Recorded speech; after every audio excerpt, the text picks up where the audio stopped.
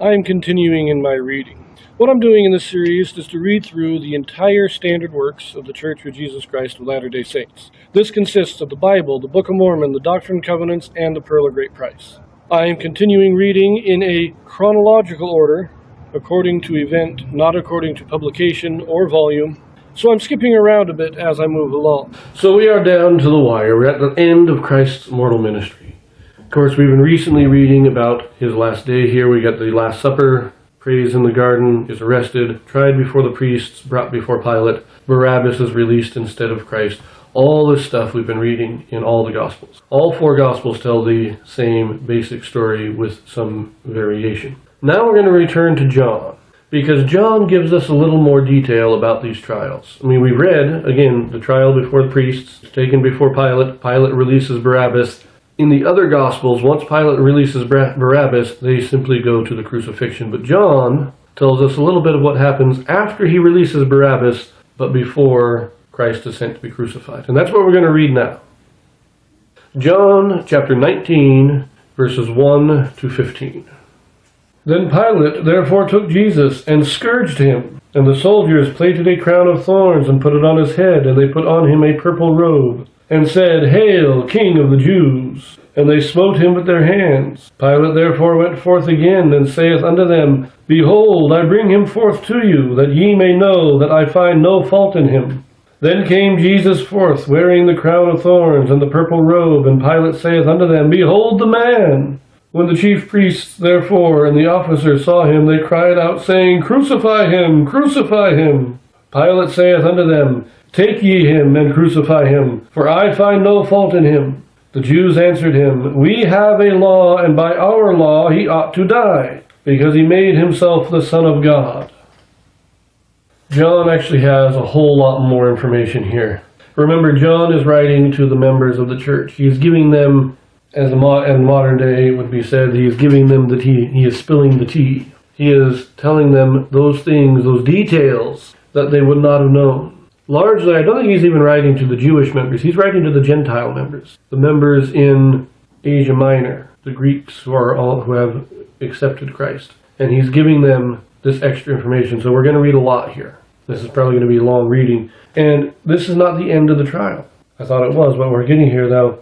Remember, Pilate said, I'll chastise him and then I'll let him go. And the Jews didn't like that. So Pilate takes him in and he chastised him. That's where we get the crown of thorns. And he scourged him. Now, a scourge, this is a very nasty bit of stuff.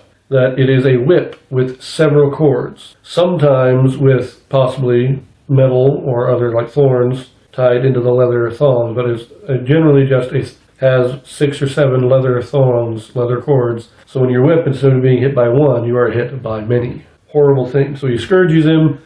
All this stuff is, he's saying, okay, I've punished him. Can we let him go now? And so that's what all this is. That's why we read in the other ones, they tormented him here, put on the purple robe, and then took the purple robe back. Because Pilate is trying his best to convince the Jews to let him go. And so he does all this, he puts the purple robe on him. But now we're going to continue reading here in John in verse 8, and we're going to get kind of a second hearing. So let's read this in verse 8. When Pilate therefore heard that saying, he was the more afraid, and went again into the judgment hall, and saith unto Jesus, Whence art thou? But Jesus gave him no answer. Then saith Pilate unto him, Speakest thou not unto me? Knowest thou not that I have power to crucify thee, and have power to release thee? Jesus answered, Thou couldst have no power at all against me, except it were given thee from above. Therefore he that delivered me unto thee hath the greater sin. And from thenceforth Pilate sought to release him, but the Jews cried out, saying, If thou let this man go, thou art not Caesar's friend. Whosoever maketh himself a king speaketh against Caesar. Pilate is really desperately trying to find a way to release Christ. And we have here, this is Christ saying, it's okay. You don't really have power over me. If I didn't want to die, you couldn't do anything to me. So you're not at fault. Christ himself is shifting the blame to the Jews. Pilate has to account for his own actions, but it's a much lesser degree than what the Jews are guilty of. And again, the chief priests are not here trying to get Pilate to condemn him to death, but to say, give us permission to kill him. because he has broken our law, and according to our law, he should be executed. But Pilate is not seeing it. And when they said that, they said, Pilate's more afraid. He said, wait, we do want to help. We do want to let them live according to their own customs. That was generally a Roman standard practice, was to let local people live according to their own customs. And so he brought him back in and tried to question him, tried to figure out, is he guilty of something of the Mosaic law? But Christ wouldn't answer him. And so now he's stuck, but he wants to release him. But when he, again, goes to the Jews trying to find an excuse to release Jesus, the Jewish leaders basically say, if you don't let us execute him, if you don't let us crucify him, we are going to send to Rome that you are a traitor. We are going to accuse you of treason to the emperor. And that is when Pilate finally gives in and says, fine. Because if they made that accusation to the emperor, almost certainly Pilate himself would have been executed. We pick it up in verse 13. When Pilate therefore heard that saying, he brought Jesus forth and sat down in the judgment seat in a place that is called the Pavement, but in the Hebrew, Gabbatha. And it was the preparation of the Passover, and about the 6th hour. And he saith unto the Jews, Behold your king! But they cried out, Away with him! Away with him! Crucify him! Pilate saith unto them, Shall I crucify your king? The chief priests answered, We have no king but Caesar. So here the Jews are almost committing blasphemy by saying Caesar is their only king.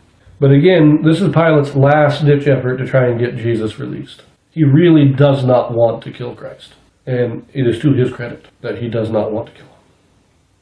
We're going to leave that here because the rest of this chapter is the actual crucifixion and burial of Christ. We're going to turn back to Matthew to read about this next. And we're going to take the Gospels in order. Matthew, Mark, Luke, and then we'll come back to John, finish chapter 19 then. So I will see you there.